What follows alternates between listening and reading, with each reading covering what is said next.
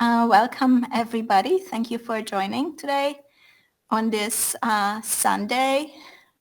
It's hopefully a relaxing evening over in Europe, and hopefully it will be an exciting afternoon and evening in the US with Super Bowl. So it should be a good day. So I will just go over some housekeeping items, introductions, and we will then hand it over to Dr. Donadieu.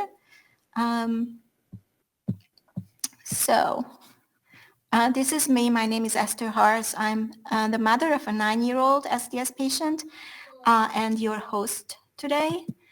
And we also have on the line Joyce, who is a high school student with SDS, who is very engaged in advocacy, and she will help us through the QA session if logistics allows. I believe she is in a car right now. Housekeeping items, this session is being recorded and will be posted online. Your privacy is very important to us, so we will remove your personal identifiable information, such as video and last name, unless you tell us otherwise. We are using the Google Meet platform, quite similar to Zoom. Some of the control buttons may look a little different. On most devices, they would be on the bottom. You can mute and unmute yourself with the microphone icon on the bottom left, turn camera on and off. And there is a chat icon further to the right that looks like a speech bubble. If you're unable to unmute yourself or mute yourself, you can also type in questions into the chat box. So the purpose of this is really to stimulate questions and conversations around topics relevant to SDS and research. But please don't offer medical advice. Yes, other than our speaker today, no, but none of us is really qualified to do that. Please adhere to our community guidelines. They're posted on our website. It's basically about having a respectful conversation in a collaborative spirit. Feedback and on contents and logistics are also welcome. So just message me if you have any suggestions. And with that, I would like to introduce our speaker today, Dr. Jean Donadieu from Paris.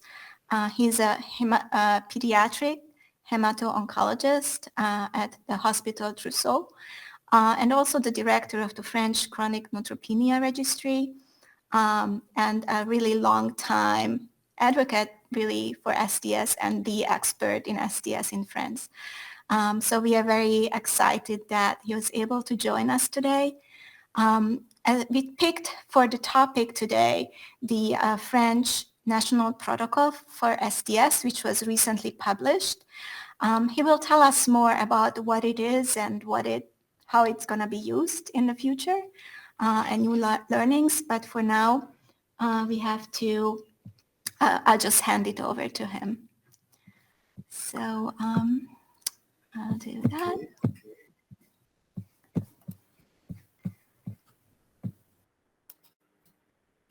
So thank you, Esther, for inviting me. I just looking for my presentation. Okay. Well, sorry for. Do you hear me? It's okay for everybody? Okay. So unfortunately, I'm French.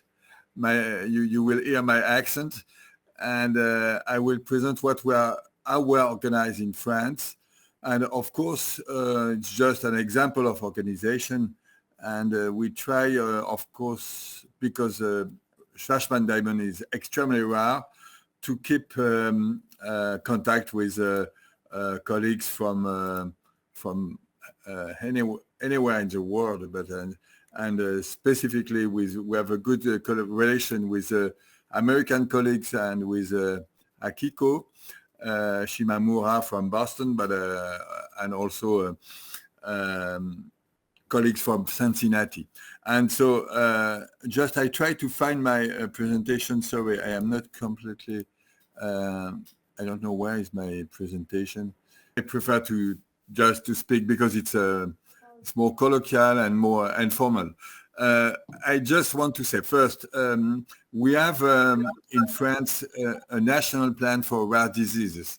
And inside this national plan, our center was appointed for chronic neutropenia in general. And of course, among the family of chronic neutropenia, we have considered that Shwachman-Diamond is a very specific chronic neutropenia with a lot of associated health problem. And so we built a national network with both pediatrician and adult physician to take care of the patient. It is absolutely necessary to have this network to take care of Shwachman-Diamond syndrome because as I guess in the US or everywhere, most of the center who are following Shwachman-Diamond syndrome have follow a very limited number of patients. And so each physician, whatever is willing, whatever his expertise, his personal expertise, he is not able to have a global approach of Shwachman-Diamond syndrome. And we know, and every physician knows that both there is something in common for all Shwachman-Diamond syndrome patients, but also some very specific and personal dynamic of the disease. We know that some patients have a very severe consequence of the disease and other limited consequence. And of course, we need to adapt our approach to the situation of each patient. So that's why we built this network. And to coordinate this network, we have two tools, I think. One tool is a national registry. And because we know that physicians are very busy, this national registry is based on a collection of data on site. So the different colleagues in France accept to cooperate with us and to give access to the medical file of the patient. And so we have this collection of patients in France. Now we have information about 170 patients in France with Shwachman-Diamond syndrome. Some part of our medical expertise is centralized, like genetic testing. Genetic testing is performed in one center in France for that the germline, so the diagnosis of Shwachman-Diamond syndrome is performed in one center. We have also centralized the somatic genetic follow-up of the patient. Of course, for everybody who have heard about Shwachman-Diamond syndrome knows that this disease is associated with a high risk of leukemia, but not for all patients, of course, but for a certain part of the patient. And a big question is to anticipate to the such event and to follow the patient with what we call clonal hematopoiesis tools. So we need to know in advance if the hematopoiesis of the patient or given patient is turning in a clonal way or is more soft and safe for the patient. So this also is centralized. And so we communicate with all these people.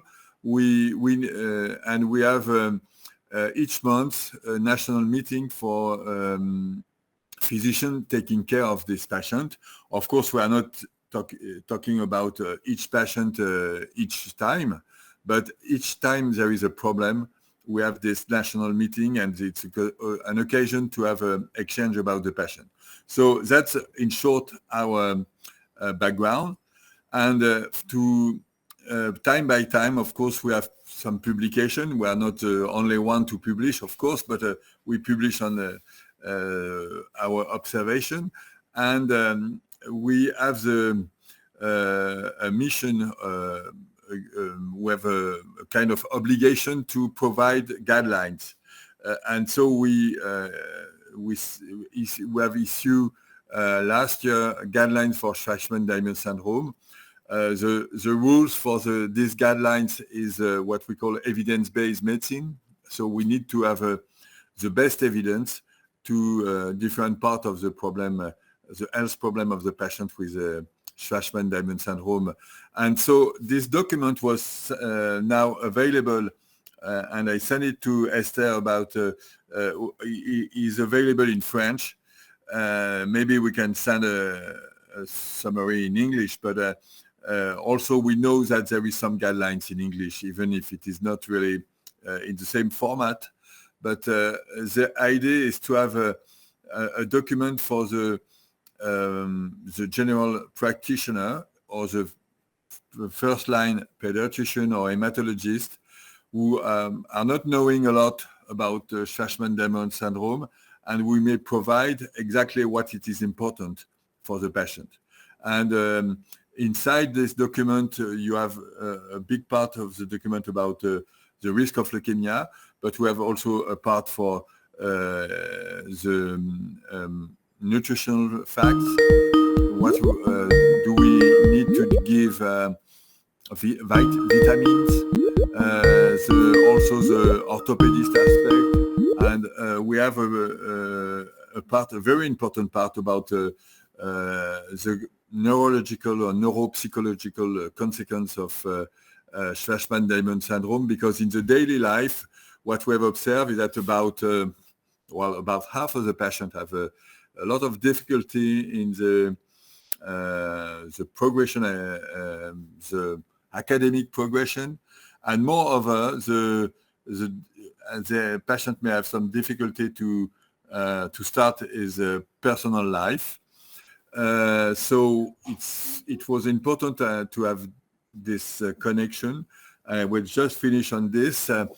We feel important to have twice a year a kind of meeting on this. We have a psychologist who is in charge of this, and we have a kind of speaking group or talking group. I don't know the name in English, but we gather the community and on Zoom now with this tool. But at the beginning, we have a meeting in face-to-face, but it was more complex to organize. And so we try to keep the link between the patient, because patients feel solitary, I think, in most of, and so it's important to have a kind of virtual community of patients to reinforce the many aspects of the daily life, to be more strong in their different daily fight, I think, with to have a normal scholarship, to have a kind of access to work, to be independent, and things like that. So this is I will finish on this, and so of course what is important is to do that in our native language, and of course I am not able to manage this or to see that in English, but the people are important. And lastly, I just want to finish on one point.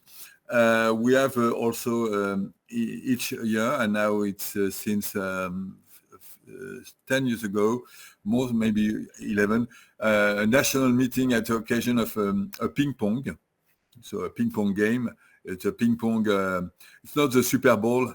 It's just a super ping pong each year, and we have this meeting both to collect a little money, because we gain the benefit of the tournoi. The tournoi, I don't know the name in English, but it's kind of competition, but it's a competition without tournament.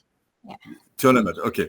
And then so we have this in the second weekend of June in around Lyon and a little town, and it starts by a sad story, because a father and a mother lost their son, but now they try to now to compensate this loss by this initiative, and so we are each year at this meeting, this tournoi. So that's for what we do in France. Of course, we can do more, but it's what we have. Yeah, thank you, Dr. Donadieu.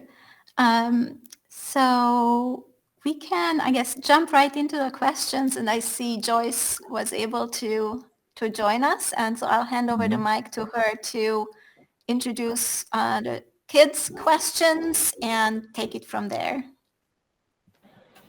All right, so I just want to make sure you guys can hear me all right? Yes. All right. So as you guys saw before, my name is Joyce Fitz, and I am a high school student with SDS. So we are going to start our Q&A session right now. So first we have 11-year-old Hannah who would like to ask a few questions. Okay. Hello. Why did you decide to become a researcher? I don't know. It's a step by step, of course, to become a researcher. I am not sure that I am a researcher. I'm a physician disappointed by difficult situation, and when you start with difficult situation, you try to find a solution. And so the first point to become a researcher is to be surprised by the bad things. Those words. Yes, of course, we start with a scandal. The disease is a scandal because it's something not acceptable to have this situation for people around you.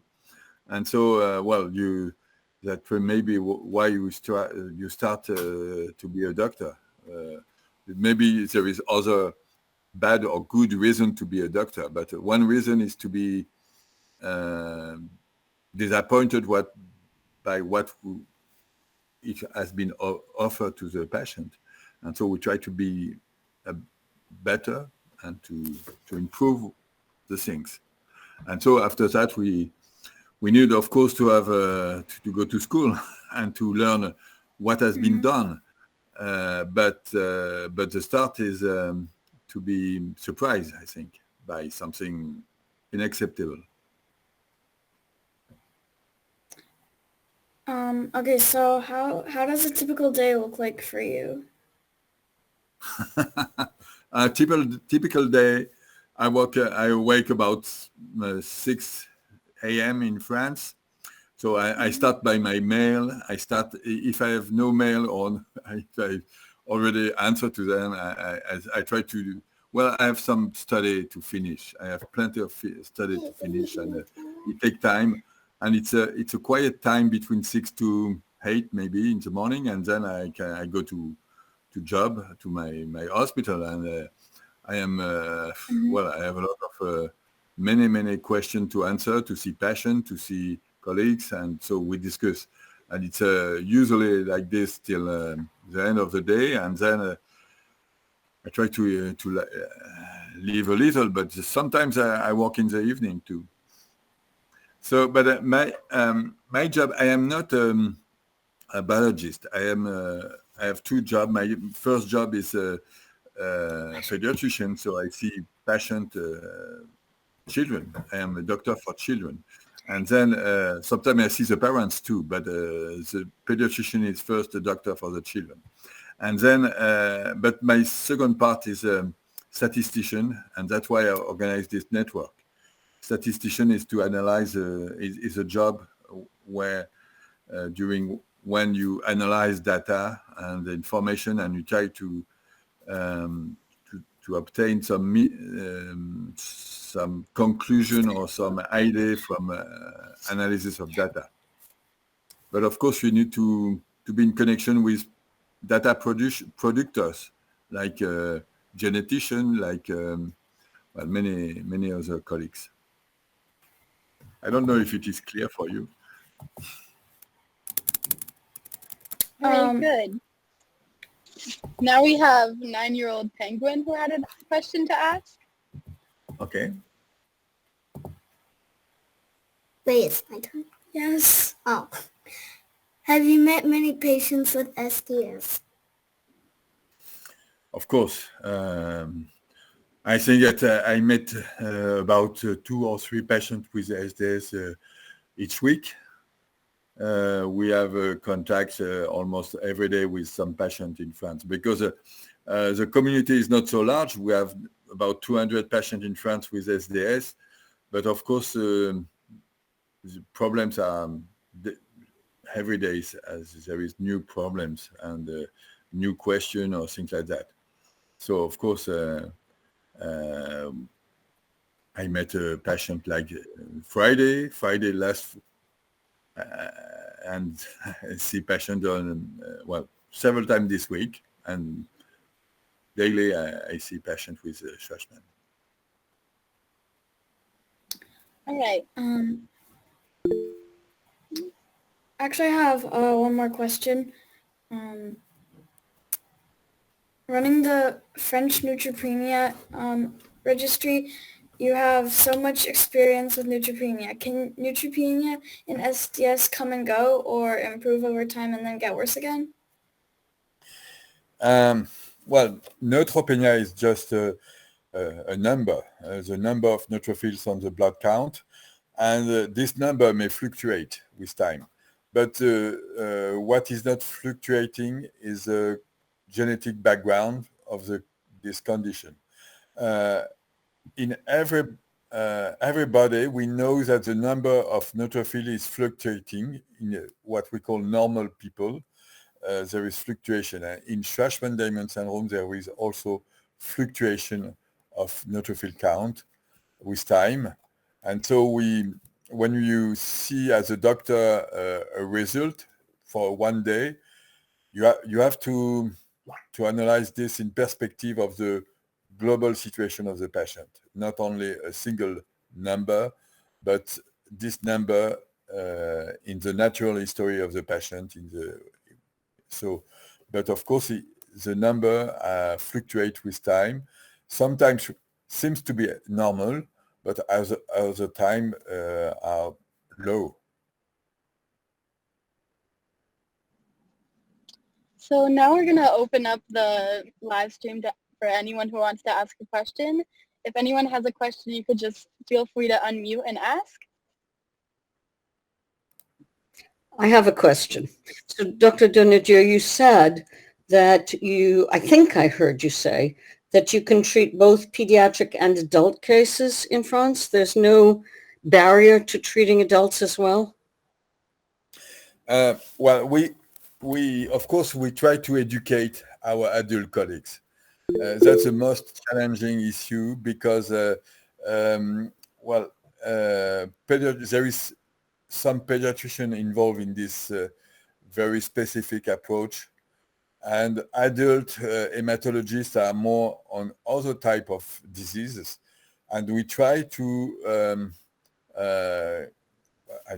fidelize to find I don't know the name in English, to be faithful, to be expert, we can say that. We try to find and to educate some adult colleagues to become expert in Shwachman-Diamond syndrome, and not only to see, well, one patient among a large consultation and say, well, it's not so bad. Because usually they may have they have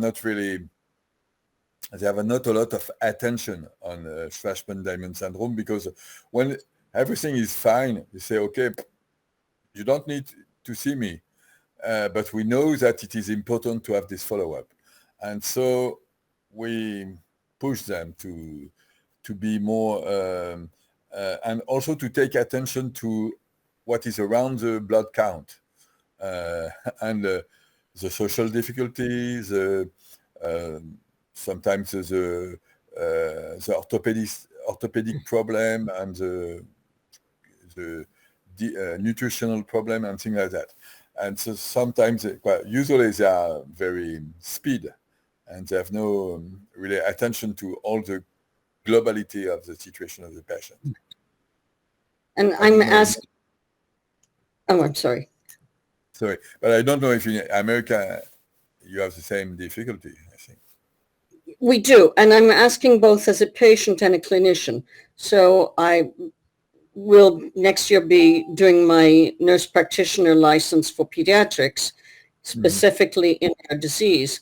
And unfortunately, I have to specialize specifically in pediatrics in order to work with this population.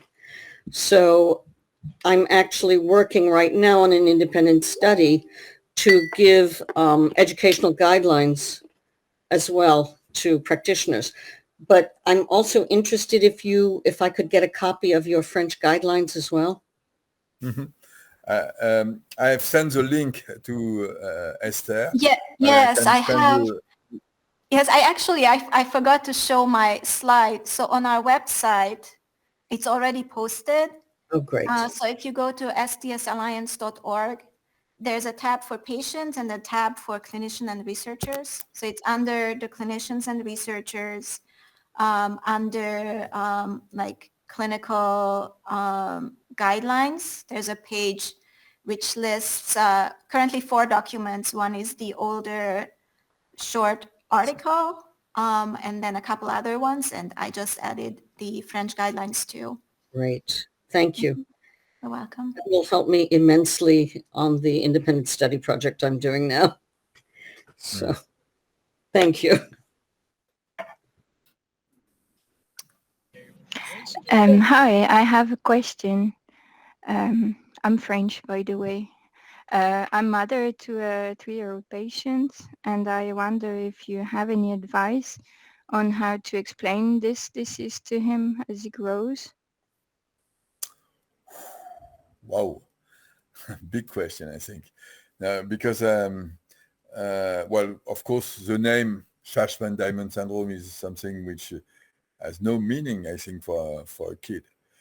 What he's feeling is a difference between him or her and his colleagues. I think when I try to explain is I start from the symptoms. How is the patient, the child with the SDS is a little specific compared to his friend or and so infection and maybe sometimes failure to thrive or maybe some orthopedic problem. But I think that it's better. Well, that's how I try to explain this. Not a lot of medical term, but more profane. Can we say profane in English? Or like lay language, I think. A lay language, yes, in lay language. So starting from the symptoms more than the medical background, I think. Mm-hmm. I have thought about this a lot too. So usually how I explain, like when we need to do blood draws or a bone marrow biopsy, I usually just explain to my daughter that we want to check whether her bone marrow needs extra help or whether it can manage on its own, and that's why we're doing those checkups. So we also have developed a little like a coloring calendar. It's posted on our website in several languages, actually including French, I'm pretty sure. Okay. And it has some topics in a child-friendly language in there. It's not very scientific, and they can color it and use it as a calendar. So I can share the link to that too. That might be just an extra little tool. But I think as kids get older, the more complex the discussions will become. Yeah. Okay, so I do have a few planned questions. So the first one is, why does neutropenia specifically spark your interest? Just can you repeat? How? Why does neutropenia specifically sparked your interest? For me, uh, well, I think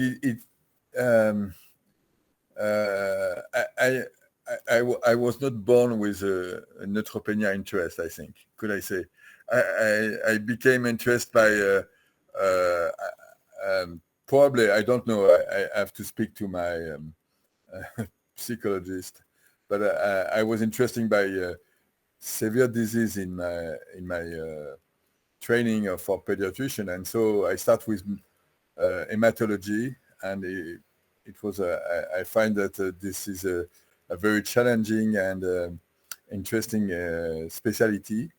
And then among this, I find I start with meetings. I think I meet patients with such a disease, and we are looking to know how to organize the things in France. And at this time, it was in 1991. And at this start, we have no organization. And that's why, probably because I have no other, I was not in concurrence with nobody. And so my colleagues let me develop this. And so I start with neutropenia. And then I find a lot of interest in this kind of disease, intellectual interest and also human interest. I meet a lot of persons with a very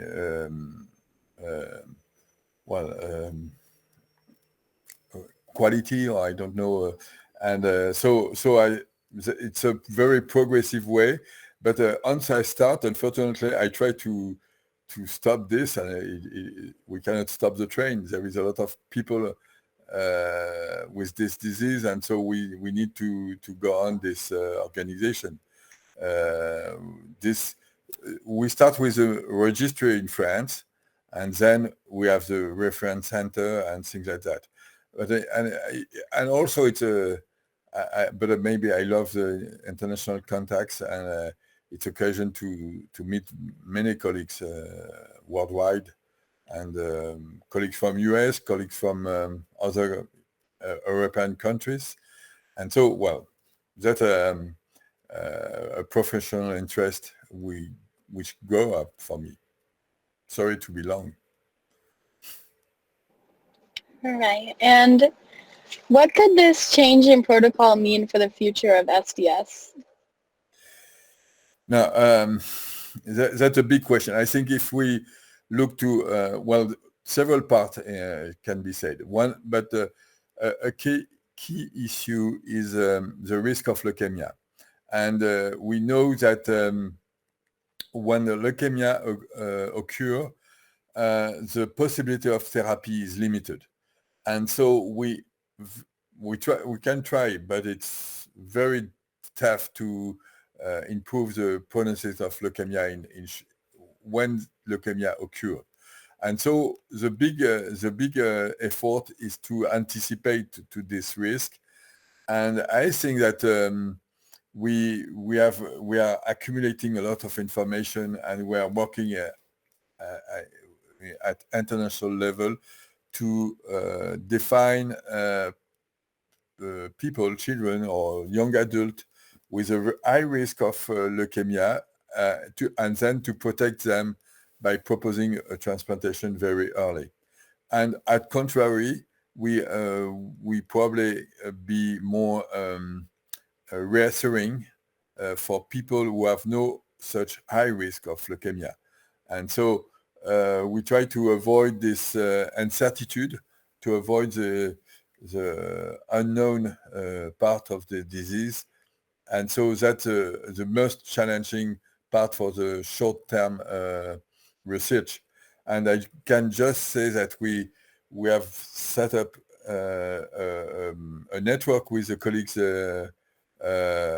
different colleagues. We meet in last meeting in Cambridge, UK, and we have this meeting. We organize the things with Akiko and Cassiani from Cincinnati, and then we are organizing this network worldwide to increase the number, because we need to have also good statistical demonstration to say, because of course the transplantation is a very heavy procedure, and we cannot propose this procedure to every patient. And so, well, that's a challenging part. And also I can say that we are collecting a lot of information about maybe the nutritional facts, which it's also interesting. And so, well, that's at short term the future. And also, I think what is important for me is the possibility of connection. What you are doing with this meeting today, and what we try to do in our meetings, national meetings of patient. Patient community is a help for the patient too, and it may help to be more strong in the daily life, to support the life, I think. Okay, and I did just have one more question, and that is, how would you say this new protocol in France differs from other known protocols? The news, what is new is probably the most innovative approach is the surveillance of the risk of leukemia by NGS targeted therapy. So you can check maybe 60 gene in advance. The second approach is still too early, but maybe it should be interesting, is what we call the somatic genetic rescue. We know that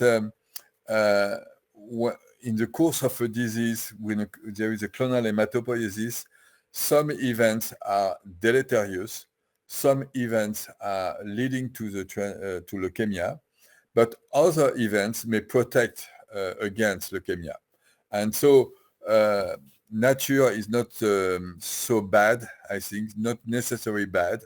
And we have to know exactly what is good, what is bad. And we maybe push a little, not to give more transplantation to everybody, but maybe to give something protective to everybody. But it's still early to say that. And just to say, it's not a protocol, it's a guidelines. But inside the guidelines, we are making study, and guidelines is something, what is the minimal health care which any patient should receive. And protocol is a new idea. And but of course, in this disease, we need both guidelines, good guidelines, and we need new idea, and to demonstrate this new idea. I have a follow-up question to that. So since you mentioned the NGS to look for clones or somatic mutations that come up over time, they might come and go. I think the most recent hypotheses are saying that if there are clones with just one p53 mutation, that may be okay.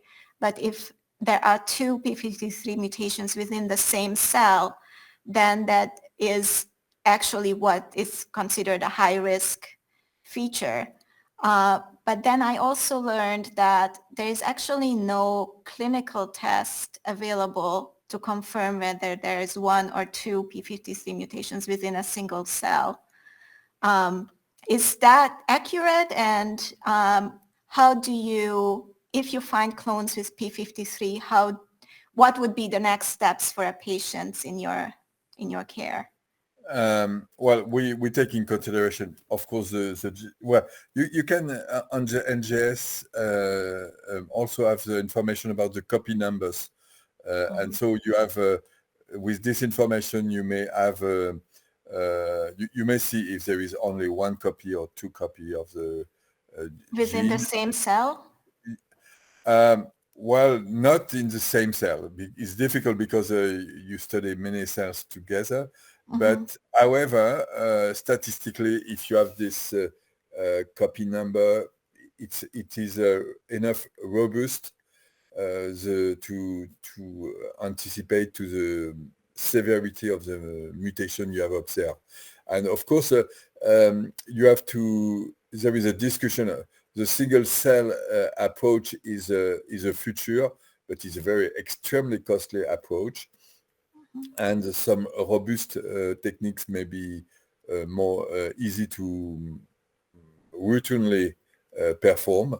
And so we try, well, we need to have this very deep sequencing and single cell sequencing, and also the kind of robust NGS to be performed. What we try to do also, maybe it's a good news for the patient, is to avoid the bone marrow sample and to use only blood samples. And it's much more easy to do that. The compliance is excellent. It's much more easy to have this yearly or maybe every 6 months blood test rather than bone marrow evaluation. And then if the blood shows some concerning changes, then you would do bone marrow to take a closer look. Yes. And if I may interject, in the United States, it's a real difficult problem for adults to have bone marrow biopsies. It has to do with the insurance and the fact that we have no adult practitioners, or very, very few. And so we simply are not monitored the way we should be. And a blood draw would be so much simpler and so much easier to administer. Yeah, much more accessible. I agree. All right. Oh, Joyce is back. Any other questions, Joyce, or from the audience? I think that was it for my questions, unless anyone else has any. I'm sure I can come up with more, but Arnold is asking a question. All right. Yes, thank you, Dr. Donadieu.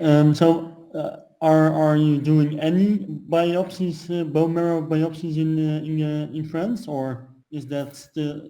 Of course we do, but we do for in case of a change in NGS or a change in the blood count.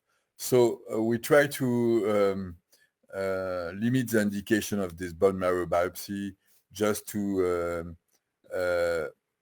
change in the blood. And so we try to limit the number of bone marrow biopsy. We know, well, for years we have the practice to do very frequent bone marrow biopsy. It works for the, how can I say, when a child is followed, he has no, well, he's not really, we are not really asking him if we want or not. But once in a teenager, I don't know why, but they don't want to have a frequent biopsy. And so we try to give more reason to have this biopsy, and the stronger reason is a very specific NGS, blood NGS abnormality, or blood, maybe a decrease in the platelets or something like that. But if there is a change, we can say it's necessary. But routinely, we try to prefer the blood evaluations. Do you also have contact with the Netherlands, with the Erasmus hospital? Or? Yes, we have contact with, well, our colleague is in Amsterdam. And we are also, adult colleague is in Rotterdam, but so we have colleagues in Netherlands. Is the NGS panel that you use to monitor for somatic mutations, is that, you mentioned that it's also done at the central laboratory in France. Yes. Is it comparable or the same that's available at international centers? I just wonder if the data that is generated over time will be able to be compared to other countries or be synthesized into some bigger data over time. I think it's reasonable to say that it is comparable, but we have a program to exchange a few samples for that. Not well, just as a study to validate the results, but it looks like something now validated in different countries. So I think it's not really, maybe it depends, not really universal, but the question is maybe what we call the VAF, so the quantity of mutation observed, which is sometimes more or less evaluable, but the detection of, and also the threshold of the detection. But finally, the NGS is able to detect less than 1% of anomaly, and a clonal hematopoiesis with less than 1% is probably not really harmful. So, well, I guess it's going to be universal and reliable between countries. Mm-hmm. Yeah, I think we are at a juncture where there is really a lot of interest to do monitoring on the blood for many of the reasons you have outlined. Mm-hmm. But I think for us patients, we would be calmer or more confident that that's the way to go if, the more data there is, the more confidence we will have that we are doing all we can, right, to take care of our children or the patients. Mm-hmm. Yeah. Okay. All right, we have 5 more minutes to go, so that would give us time for 1 or 2 more questions.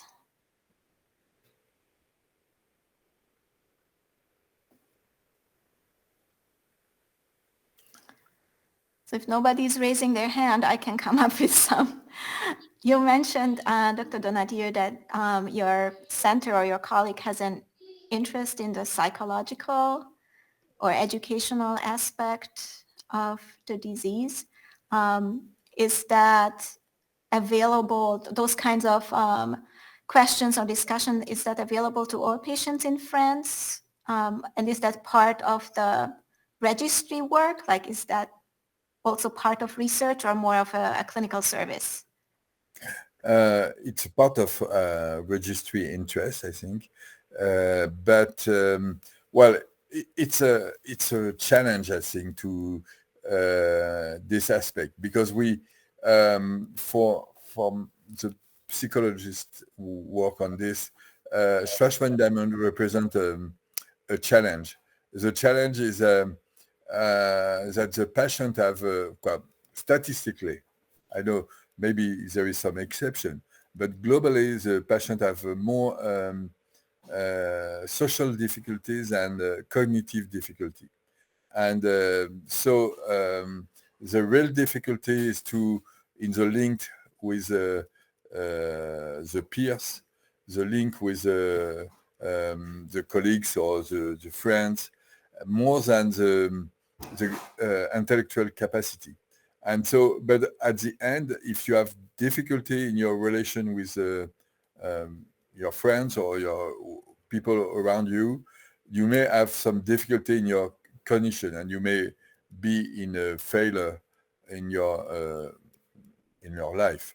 So to try to repair this link it's a very challenging issue. So that's why I think we give this attention for these meetings together, because it's we observe that to stimulate the capacity of the patient, we need to reinforce their self somewhere, to more than to educate them, I think, somewhere. It's very short as think about that. But it's a very challenging issue, I think, really. So what I heard you say is that you in your experience is really the social interaction and the interpersonal relationships of patients with their community that is challenging for many, and then that can lead to downstream problems later in life. Like they might have more difficulties in school, even if they're smart, intellectually capable, they might still have more difficulties in school, and then with education later, and then jobs and building their own families. So that's kind of what I'm hearing. Is that how you feel, or?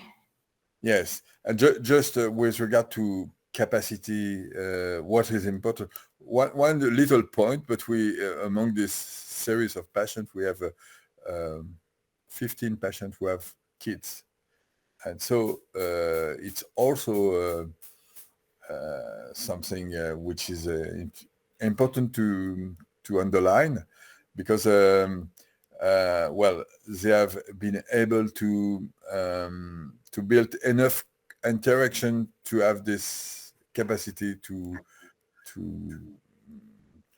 educate children too. So it's well, but of course it's a big issue, and in few words it's difficult to summarize this.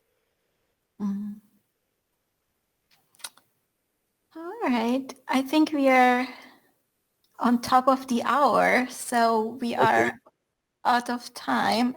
Joyce, do you want to close us out, or should I? So that is the end of our little speech thing. Thank you so much for joining us today, and I hope you guys have an amazing weekend. So, coucou, my cat. Hello. Yeah. All right. So thank you so much, Dr. Donadieu, to take time on this week and evening to join us. I think it was very valuable, and the recording will also be beneficial for the community. We are planning to hold this about monthly. I'm not sure about March, but we'll have a few more until the summer. And yeah, I hope to see everybody soon. We have a closed meeting following this one. The patients who are part of that group already have the link. So see you there in a few minutes. But thank you so much, Dr. Donadieu.